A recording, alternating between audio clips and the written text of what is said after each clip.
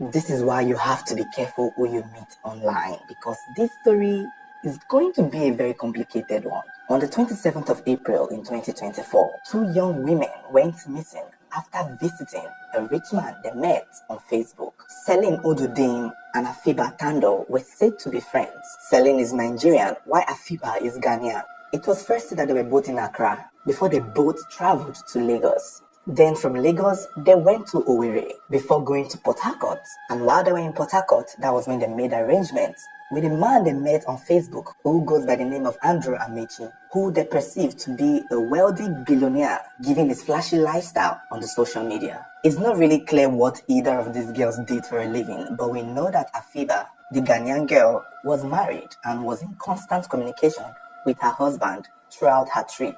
And it was easy for these girls to be lured by Amechi because the man posed to be a very wealthy man. His lifestyle on social media depicted some rich billionaire who was ready to spoil any girl who agreed to date him, who was ready to spend on any girl who agreed to go out with him. And there were videos of him with other girls on his social media, which sort of concludes or gives the impression that he might be a safe choice. And since these girls were already traveling from one city to the other and they were in Port Harcourt, Abia State wasn't exactly that far. It was just the next city, barely 40 minutes to Aba. And so this was how AFIBA and Celine embarked on a trip to meet their billionaire Facebook friend who lived in Aba. Little did they know that this trip might just be their very last trip.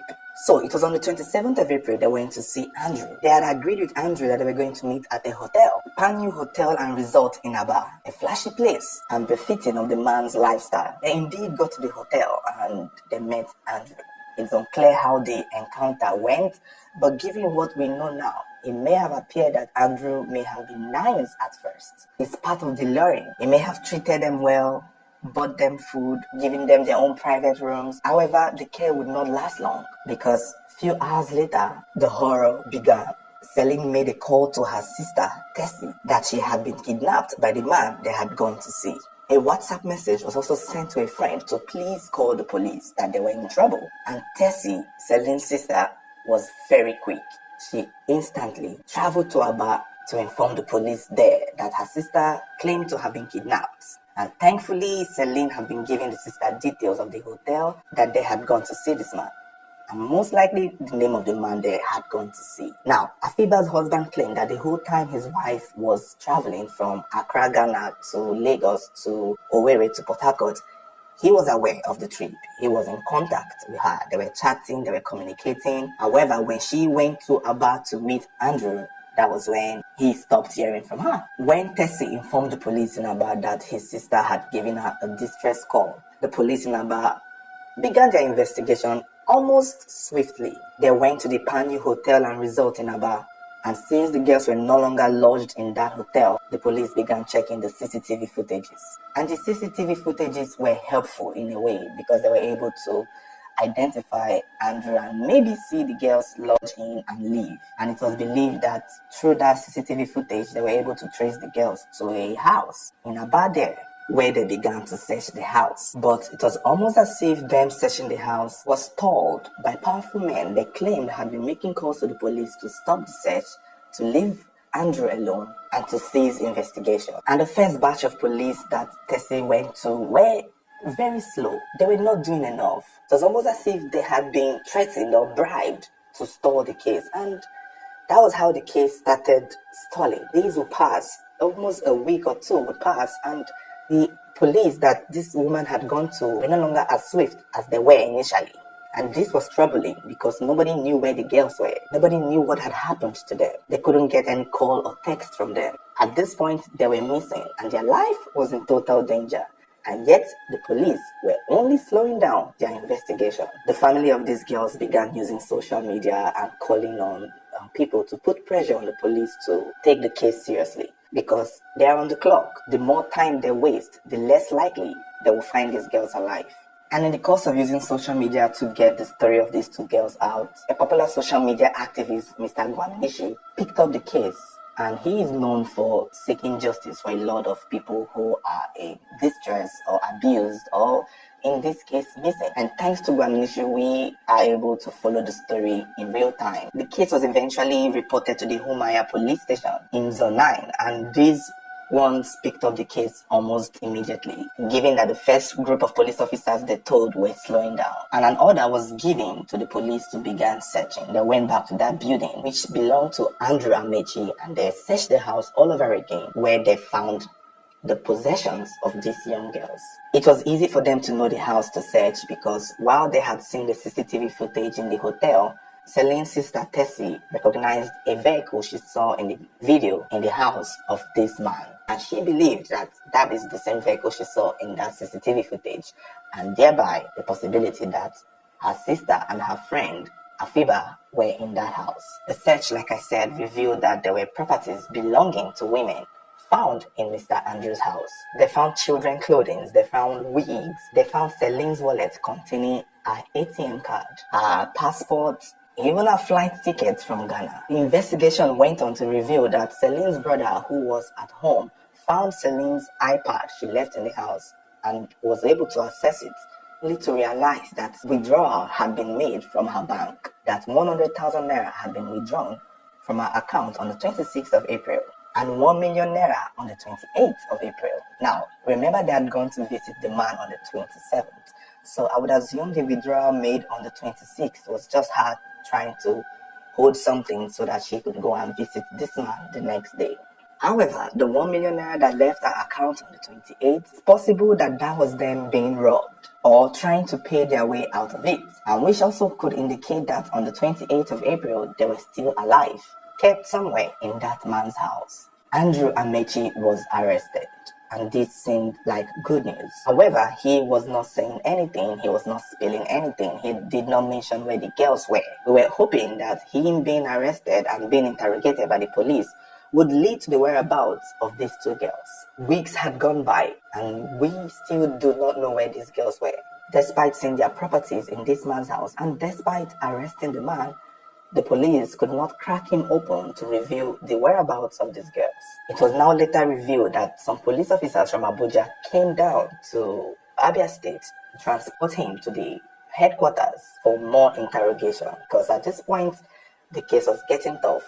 The Ghanaian embassy is now involved because they've been reported that one of their own had been kidnapped in Nigeria. So this was important that it was investigated thoroughly and the whereabouts of these girls were located.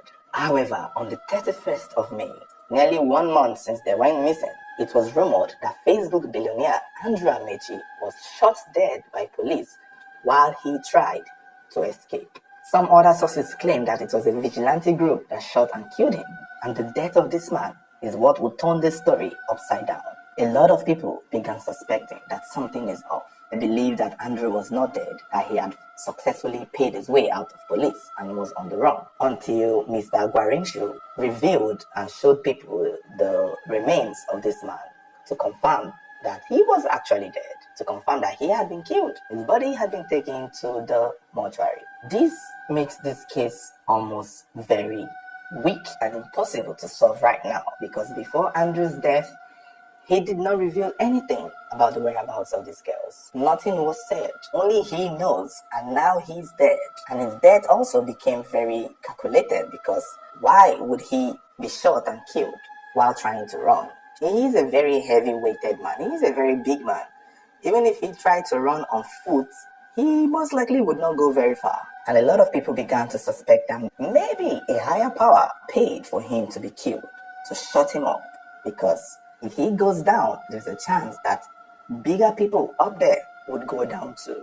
People began to suspect that he might have been in a syndicate of body parts money ritualists, people who kidnap people and sell their organs for money. As the story began to make headlines, more people who had met him in person claimed in screenshots and messages that they had gone to visit him at multiple times, and he always acted strange. And in one occasion, one girl claimed that in her mind she had met the love of her life. Even after being sexual with him, he started acting up, started acting strange.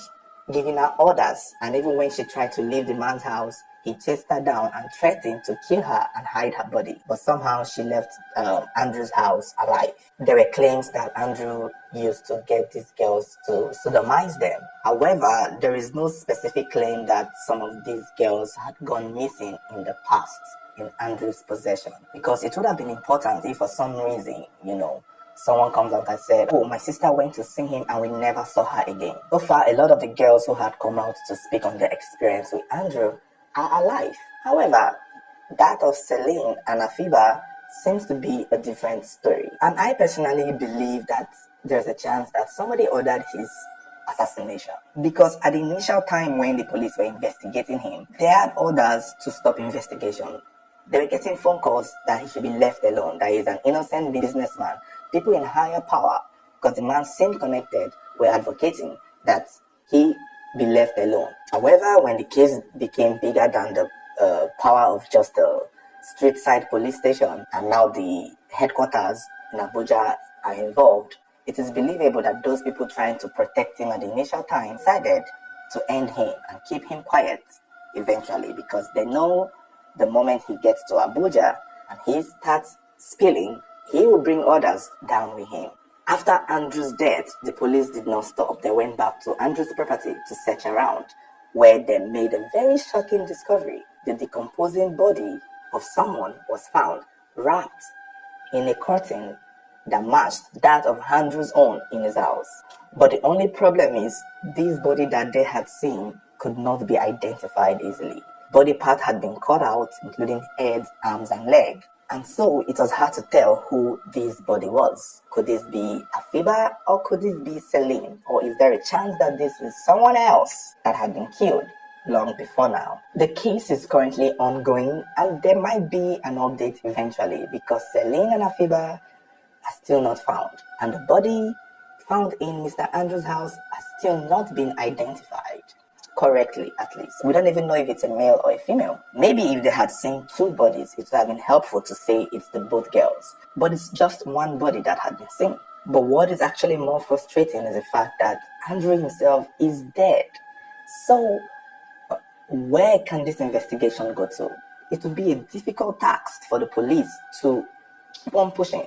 There are words that the investigation had been paused or stopped, because the only person who knows where these girls are is dead. And we would just have to wait and see if the police find another body in his compound. I feel like they should do more search. They should search his septic tank, search his ceilings, his backyard, search for freshly dug areas in his neighborhood.